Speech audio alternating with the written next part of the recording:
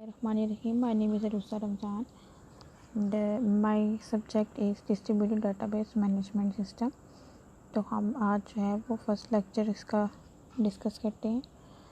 हमारी आज की आउटलाइन है, हम देखेंगे कि डिस्ट्रीब्यूटेड डेटाबेस मैनेजमेंट सिस्टम क्या होती है, कौन कौन से ऐसे प्रॉब्लम्स हैं जो डिस्ट्रीब्यूटेड डेटाबेस मैनेजमेंट सिस्टम के अंदर आएंगे, current affairs of the distributed database management system, then background है, distributed database management system architecture है, डिस्ट्रीब्यूटेड डेटाबेस डिज़ाइन है, सिमेट्रिक डाटा कंट्रोल है, डिस्ट्रीब्यूटेड क्यूरी प्रोसेसिंग है, डिस्ट्रीब्यूटेड ट्रांसैक्शन मैनेजमेंट है, parallel database system है, distributed object database management system है, database interoperability है और करंट इश्यूज़ हैं।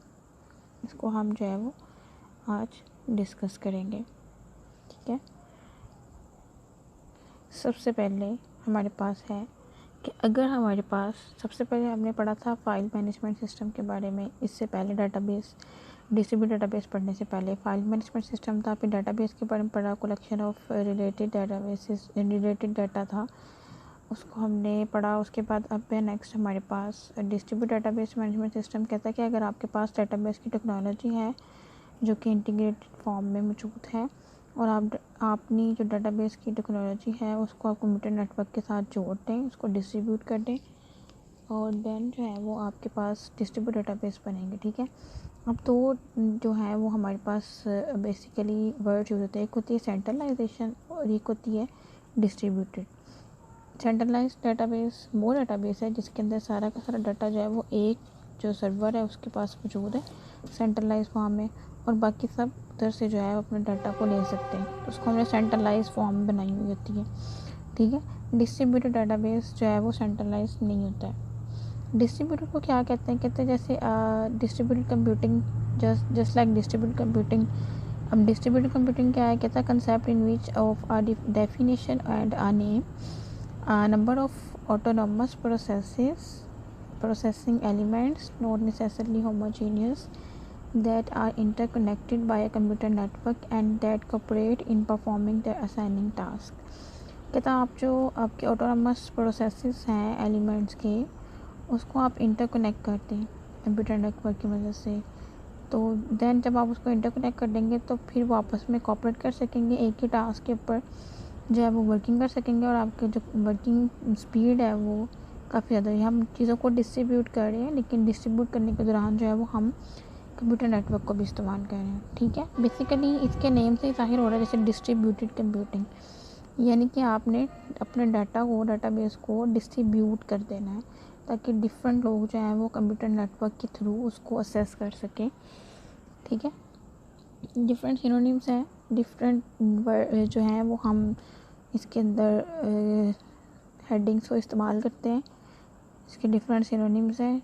First one is the distributed function, second one is the distributed data processing, multi processor and multi computers, satellite processing, backend processing, dedicated special purpose computers, time shared systems, functionally modular systems. These are also known as the distributed computing. ठीक है, अगर आपको distribute करनी है कोई चीज़ और आप जो है उसको डिस्ट्रीब्यूट करना चाह रहे हैं, तो आपको चार जो है वो बेसिक चीज़ों का पता होना चाहिए। एक है processing logic, second one is the functions, third one is the data and fourth one is the control.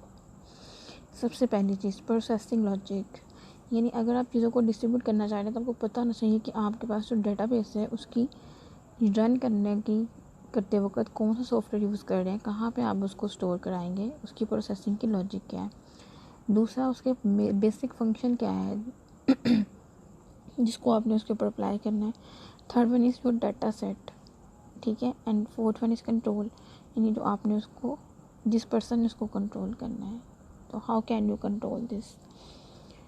अच्छा जी, अब यहाँ भी कह रहा है कि जैसे फॉर एग्जांपल हम इसको पढ़ते हैं, डिस्ट्रीब्यूटेड डेटाबेस जो है basically collection of multiple logically interrelated databases distributed over a computer network. कह रहा है एक डिस्ट्रीब्यूटेड डेटाबेस वो डेटाबेस है अगर आपके पास collection of multiple logically interrelated databases हों तो आप उसको आपस में इंटरलेट करा दें थ्रू अ कंप्यूटर नेटवर्क, तो उसको आप जो है वो डिस्ट्रीब्यूट डेटाबेस कहते हैं। इसकी मैं एक एग्जांपल देना चाहूँगी। जैसे हमारे पास जो है वो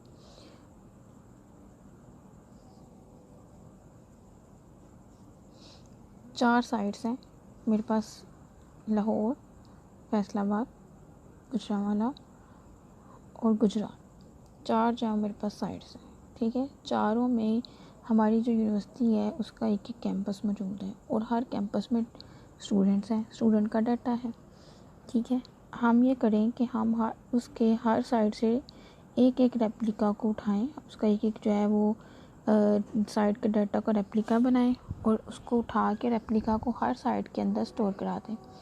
देन हर साइट को जो है वो आप इंटर रिलेट करा दें थ्रू अ कंप्यूटर नेटवर्क। तो अगर जो फैसलाबाद के लोग हैं वो ये चेकआउट करना चाहें, फैसलाबाद की यूनिवर्सिटी के जो वर्कर्स हैं वो चेक करना चाहें कि लाहौर में कितनी जो है वो स्ट्रेंथ हो चुकी है और वहाँ से माइग्रेट करा के यहाँ पे स्टूडेंट जाए, तो उसका डाटा हमारे पास रेप्लिका के फॉर्म में मौजूद हो, यानी कि असेस कर सके, ठीक है। अगर फॉर एग्जांपल फिर इसका ये फ़ायदा होगा कि अगर फॉर एग्जांपल हमारे पास जो साइट 1 जिसको हमने फैसलाबाद का नाम दिया, अगर हम उसके डाटा को लॉस कर देते हैं, हमसे गुम हो जाता है, तो हम उसको रेप्लिका के फॉर्म में दोबारा ले सकते हैं। तो इसमें हमने इसको डिस्ट्रीब्यूट कर दिया है, ठीक है। इसके नेक्स्ट भी डिफरेंट एग्जांपल्स आती हैं, हम इसको फिर डिस्कस करते हैं। नेक्स्ट कह रहा है कि डिस्ट्रीब्यूट डेटाबेस मैनेजमेंट सिस्टम क्या कहता है। डिस्ट्रीब्यूट डेटाबेस मैनेजमेंट सिस्टम में क्या करते हैं, हम एक सॉफ्टवेयर यूज़ करते हैं और वो सॉफ्टवेयर मैनेज करता है आपके डेटाबेस मैनेजमेंट डेटाबेस को, डिस्ट्रीब्यूट डेटाबेस को, and provide an access mechanism that makes it this distribution transparent to the user.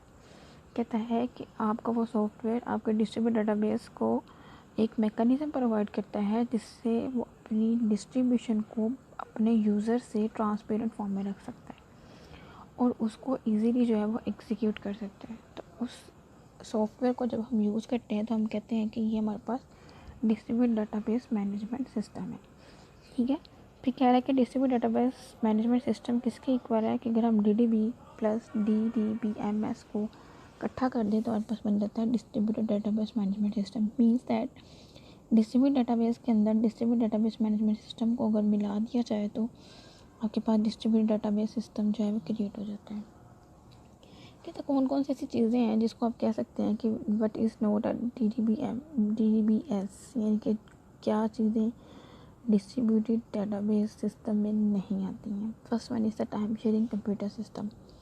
Time sharing computer system में ये है कि हम जो है वो उसको जस्ट अपने डिफरेंट प्रोसेस को चलाने के लिए हम कहते हैं कि आप सेम प्रोसेसर को एट टाइम यूज़ करें, लेकिन हम उसमें रेप्लिकास नहीं बनाते।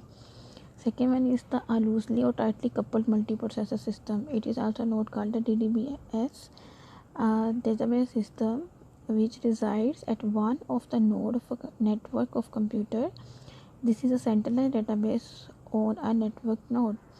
यानी कि आपके पास एक ऐसा नोड है जिसके अंदर सारा सिस्टम जो डेटाबेस का सिस्टम है वो मौजूद है और बाकी जो नोड्स हैं उसको आपने खाली रखा हुआ है, ठीक है। और फिर नेटवर्क ऑफ कंप्यूटर्स जो हैं उनको आपस में जोड़ती है। तो वो जो नोड है जो आपने क्रिएट किया उसको आप सेंट्रलाइज डेटाबेस कहते हैं, इसको डिस्ट्रीब्यूटेड डेटाबेस नहीं कहते। अभी हम इसको यहाँ पे सीखते हैं। देखिए जैसे मेरे पास यहाँ पे site 1, site 2, site 3, site 4 and site 5 है। दरमियान में मेरे पास कम्युनिकेशन नेटवर्क है, लेकिन डाटा सारा का सारा साइट 2 पे पड़ा है। साइट 1 के पास, साइट 5 के पास, 4 के पास, 3 के पास कोई डाटा मौजूद नहीं है, कोई डाटाबेस नहीं है, सारा डाटा साइट 2 के पास है, ठीक है। तो इसको सेंट्रलाइज कहते हैं, जिसमें आपने अपना जो डाटा है उसको डिस्ट्रीब्यूट नहीं किया, ना कोई रेप्लिका बनाया, ठीक है। हम सिर्फ एक ही साइट पर डाटा रखा बैठे हैं। इसका ये होगा कि अगर साइट 2 पे किसी वजह से जो आपका डाटा है वो हैक हो जाता है या साइट 2 किसी वजह से आपकी क्रैश हो जाती है तो आप साइट 1, साइट 5, साइट 4, साइट 3 का कोई फ़ायदा नहीं, यानी आप अपने डाटाबेस को लॉस कर देंगे, ठीक है। नेक्स्ट है मेरे पास डिस्ट्रीब्यूटेड डेटाबेस मैनेजमेंट सिस्टम का एनवायरनमेंट कैसा होता है। यहाँ पे हमारे पास 5 साइट्स हैं, कम्युनिकेशन नेटवर्क है। देखिए हर साइट के ऊपर जो है वो डिफरेंट डेटाबेसेस जो है वो मौजूद है। साइट 5 पे भी है, साइट 4 पे भी है, साइट 3 पे भी है, साइट 2 पे भी है। अब दो तरह से हम डिस्ट्रीब्यूटेड डेटाबेस को कर सकते हैं मैनेज, या पार्शियली डिस्ट्रीब्यूटेड डेटाबेस बना लें या फुली रेप्लिकेटेड डिस्ट्रीब्यूटेड डेटाबेस बनाएं। फुली रेप्लिकेटेड का मतलब ये कि हमारे पास जितनी साइट्स हैं उन सब के डाटा को उठाएं, उन सब के डाटा को रेप्लिका बनाएं और सब साइट्स के अंदर वो तमाम रेप्लिकास को स्टोर करा दें। फॉर एग्जांपल जैसे साइट 5 के ऊपर एक डाटाबेस मौजूद है, वहाँ से हम डाटा को उठाएं, ठीक है, उसके बनाएं आप 4 रेप्लिकास और चारों साइट्स के अंदर स्टोर करा दें। ऐसे site 1, site 2, site 3, site 4। Then हर साइट के पास अपना डाटा भी मौजूद है और जो उसके बाकी साइट्स हैं उन सब का डाटा भी मौजूद है, यानी उसके पास रेप्लिकास भी मौजूद हैं, तो वो इजीली तमाम साइट्स का डाटा एक्सेस कर सकते हैं, ठीक है। अब पार्शली का क्या मतलब हुआ? पार्शली का मतलब ये है कि आपने क्या किया कि आपने कुछ साइट्स का डाटा उठाया, जैसे साइट 4 का डाटा उठाया और उसके बनाए आपने 4 रेप्लिकास, जबकि साइट 2 के आपने बनाए 2 रेप्लिकास। यानी कुछ फॉर्म में आप डाटा जो है उसके रेप्लिका बना लें और कुछ के रेप्लिकास ना बनाएं, तो उसको पार्शली कहते हैं। इसके एग्जांपल मैं देना चाहूँगी, जैसे फॉर एग्जांपल हम यहाँ पे site 1, site 2, site 3, site 4, site 5 को एग्जांपल के तौर पे डिफरेंट जो है वो डिपार्टमेंट का नाम लेते हैं। जैसे साइट 1 कंप्यूटर साइंस है, साइट 2 एससी है, आईटी है, फिजियोलॉजी है और इंजीनियरिंग डिपार्टमेंट है। अब अगर हमारे पास हर एक साइट का डाटा जो है वो दूसरी साइट पे रेप्लिका की फॉर्म में मौजूद है, डिस्ट्रीब्यूटेड हमने इन्वायरमेंट क्रिएट किया हुआ है, जब रिज़ल्ट आता है तो हर स्टूडेंट जो है वो अपने पोर्टल को ओपन करने की कोशिश करता है और यही कोशिश करता है कि उसको रिज़ल्ट जल्द से जल्द मिल जाए। अगर तुमने रेप्लिका बनाए होंगे तो हमारा सर्वर कभी भी डाउन नहीं होगा। क्यों? क्योंकि हर साइट, अगर साइट 1 बिजी है, कोई और स्टूडेंट जहाँ से अपना रिज़ल्ट चेकआउट कर रहा है, तो साइट 2 के पास साइट 1 का डाटा मौजूद है। अगर सेकंड वाला जो है उसको वेट नहीं करना पड़ेगा, वो साइट 2 से डाटा उसको मिल जाएगा। ऐसे ही थर्ड, अगर साइट 2 भी बिजी है तो साइट 3 से जो है वो डाटा मिल सकता है। यानी हर सूरत में आपको डाटा जो है वो अवेलेबल होगा जो आपके पास डिस्ट्रीब्यूटेड इन्वायरमेंट है, ठीक है। फुली रेप्लिकेटेड फॉर्म में अगर इन्वायरमेंट मौजूद है उसमें ऐसा होगा। तो इसका हमें ये फ़ायदा है कि जी हमारे पास वेटिंग कंडीशन नहीं है, हार्ड की फॉर्म में बिल्कुल आपका सिस्टम नहीं जाएगा, ठीक है। अगर फॉर एग्जांपल साइट 1, साइट 2 या कोई भी साइट जो है वो आपकी क्रैश हो जाती है, हैक हो जाती है, ठीक है, तो आपके पास बाकी साइट्स के ऊपर डाटा अवेलेबल होगा, ठीक है। अच्छा जी, नेक्स्ट कह रहा है कि इम्प्लिसिट असम्पशंस क्या हैं? Data store at a number of sites, each sites logically consist of single processor. Data आपके पास डिफरेंट नंबर ऑफ साइट्स पे स्टोर है और हर साइट जो है वो लॉजिकली सिंगल प्रोसेसर के साथ जो है वो उसके पास सिंगल प्रोसेसर मौजूद है। Each site logically consist of single processor. Processors at different sites are interconnected by a computer network. No multi processing, इसमें मल्टी प्रोसेसिंग नहीं हो रही क्योंकि जो प्रोसेसर है डिफरेंट साइट्स पे वो इंटरकनेक्टेड है आपस में कंप्यूटर नेटवर्क की वजह से, ठीक है। इसको हम एज अब लेते हैं पैरेलल डेटाबेस सिस्टम। फिर कह रहा है distributed database is a database not a collection of files. इसमें सिर्फ कलेक्शन नहीं कर रहे हैं, डिस्ट्रीब्यूटेड डेटाबेस जो है वो एक basically database data logically related as exhibited in the users access pattern, just like a relational database model. And distributed database management system is a fully fledged database management system, not remote file system nor a TP system, ठीक है। ये fully flash database system होता है। Next क्या है कि हम shared memory architecture को पढ़ते हैं। इसके अंदर हमारे पास डिफरेंट प्रोसेसेस हैं, P1, P2 and so on Pn तक ये डिफरेंट प्रोसेसेस हैं। एम डिनोट कर रहा है कि मेरे पास एक मेमोरी है और मेरे पास साथ में डाटा मौजूद है। अब यहाँ पे मेमोरी को शेयर किया जा रहा है। अगर प्रोसेस 1 ने एग्जीक्यूट करना है और प्रोसेस 2 ने भी एग्जीक्यूट करना है, तो इन सब ने एक ही मेमोरी का लोकेशन है, वहाँ से इसने मेमोरी को यूज़ करना है, बाकी सब जो है वो वेट करेंगे। यानी एक ही मेमोरी को उसने शेयर करना है और अब जिस डाटा पे उसने वर्किंग करनी है वो डाटा साइट पे जाएगा, वहाँ से डाटा सेट में से उतने डाटाबेस को अपने एग्जीक्यूट करेगा, ठीक है। यानी कि एक साइट पे जो है वो सेपरेटेड डाटाबेस है, मेमोरी है, प्रोसेसेस डिफरेंट चल रही हैं, लेकिन इसमें हमें मेमोरी जो है वो शेयर करनी पड़ती है। ठीक है, नेक्स्ट है मेरे पास share disk architecture. Share disk में क्या है कि हमने इसको एक डिस्क का नाम दिया, जिसमें मेरे पास जो प्रोसेसर है, जो प्रोसेस चल रहा है, उसके पास अपनी मेमोरी है। यानी हर प्रोसेस के पास अपनी मेमोरी है, उसको मेमोरी शेयर करनी नहीं पड़ रही, वो अपनी मेमोरी के अंदर डाटा को स्टोर कर सकता है। लेकिन शेयर डिस्क के अंदर डाटाबेस जो है, वो जो हमारे पास डाटा सेट पड़े हुए थे डाटाबेस के, वो सेपरेटली फॉर्म में मौजूद है। उसमें से हमें डाटाबेस को शेयर करना पड़ रहा है, यानी कि डाटाबेस उसमें से उठाएंगे और उसको एग्जीक्यूट करेंगे।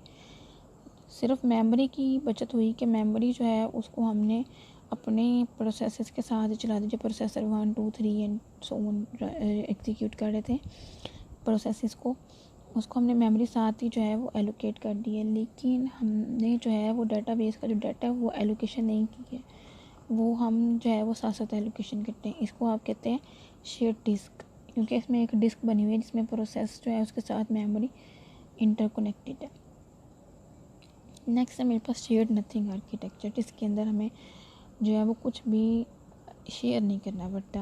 हम हर चीज़ जो है वो इट्स सेल्फ मौजूद है। डिफरेंट जो प्रोसेसेस चल रहे हैं प्रोसेसर्स के ऊपर वो, और हर प्रोसेस को जो प्रोसेसर है उसके पास अपनी मेमोरी है। और हमने जो डाटाबेस का डाटा सेट था वो हमने डाटा को डिवाइड किया, डिवाइड करके अपनी हर प्रोसेस को पहले बता दिया प्रोसेसर को कि आपने ये एग्जीक्यूट करना है।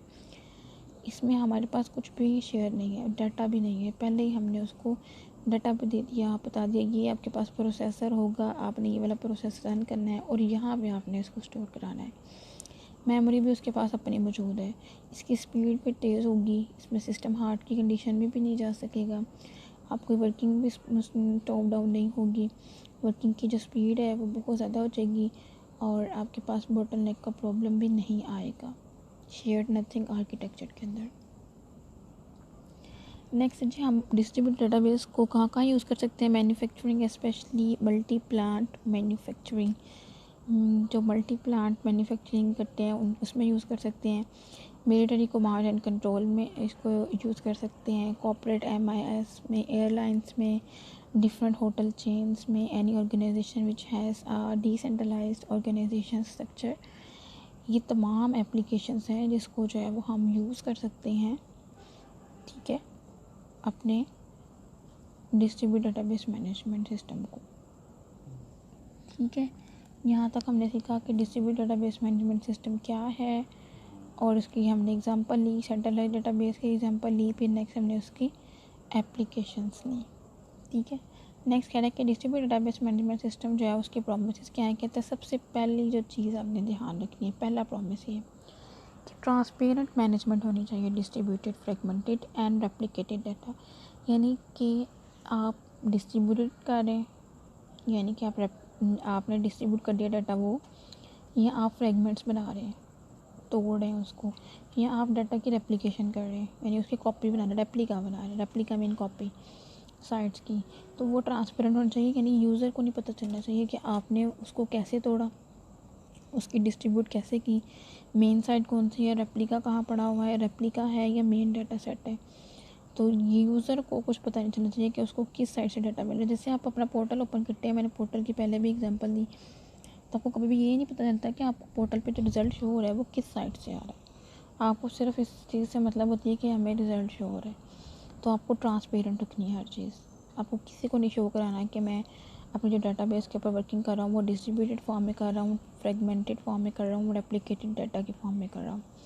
ट्रांसपेरेंट नहीं होने, ट्रांसपेरेंट मैनेजमेंट होनी चाहिए आपकी। ठीक है, सेकेंड वन है improve reliability availability through distributed transactions. कहता है इम्प्रूव करें आप अपनी रिलायबिलिटी को कि कभी भी आपका डाटा लॉस ना हो। वो जब आप रेप्लिका बनाएंगे तो ऑब्वियसली वो रिलायबिलिटी आ जाएगी। ठीक है, अवेलेबिलिटी भी आ जाएगी, उसको हर साइड से डाटा मिल रहा होगा तो किसी न किसी साइड से वो अवेल कर लेगा। इम्प्रूव हो जाएगी आपकी परफॉर्मेंस, आपको अपनी परफॉर्मेंस इम्प्रूव करनी है। Easier and more economical system expansion, easy होना चाहिए अगर आप किसी को मैनेज करके दे रहे हैं, इकोनॉमिकल होना चाहिए जी सिस्टम। ठीक है, ये तमाम प्रोमिसेस हैं जो आपने सबसे पहले करने हैं। ये तमाम ऐसे करैक्टर्स हैं जो आपके डिस्ट्रीब्यूट डेटाबेस मैनेजमेंट सिस्टम के अंदर मौजूद होने चाहिए। ठीक है, अगर इनमें से कोई एक जो है वो भी मिस है, यानी ट्रांसपेरेंसी नहीं है या आपकी रिलायबिलिटी नहीं है, आपकी साइट जो है वो तमाम जो साइट्स हैं उसमें आपने रेप्लिका नहीं बनाया या गलत रेप्लिकास बना दिए या हम डाटा को फिर भी अवेल नहीं कर पा रहे, तो इट्स मीन दैट कि आपने जो distributed database management system create किया है वो बिल्कुल सही फॉर्म में नहीं है। तो आपको इन चारों चीज़ों को जो है वो ख्याल रखना होगा कि ट्रांसपेरेंट भी हो, रिलायबिलिटी इम्प्रूव हो, अवेलेबिलिटी हो डाटा की ऑल टाइम, आपकी परफॉर्मेंस है वो इम्प्रूव हो, इजी हो, बहुत ज़्यादा इकोनॉमिकल सिस्टम एक्सपेंशन। ठीक है, आज के लिए जो है वो हमारा यही टास्क था कि हम सीखें कि डिस्ट्रीब्यूटेड डेटाबेस मैनेजमेंट सिस्टम क्या होती है, डेटाबेस से कैसे इसे डिफ़र किया जा सकता है, फिर हम किस चीज़ को कहते हैं कि वो डिस्ट्रीब्यूटेड है, कौन कौन से 4 ऐसे फैक्टर्स हैं जिसको हमने कहा कि डिस्ट्रीब्यूटेड में आते हैं। ठीक है, फिर हमने जो है वो देखा कि हमारे पास जो है वो कौन सी चीज़ें हैं जो डिस्ट्रीब्यूटेड डेटाबेस मैनेजमेंट सिस्टम में नहीं आती। फिर हमने उसकी एग्जांपल ली, दैन हमने शेयर्ड मेमोरी आर्किटेक्चर को डिस्कस किया, शेयर्ड डिस्क को, शेयर्ड नथिंग को। ठीक है, होप सो कि आप सबको समझ आ गई होगी। इसको अच्छे से रीड आउट करें। ठीक है, बेस्ट ऑफ लक, फ़ी अमानिल्लाह, अल्लाह हाफ़िज़।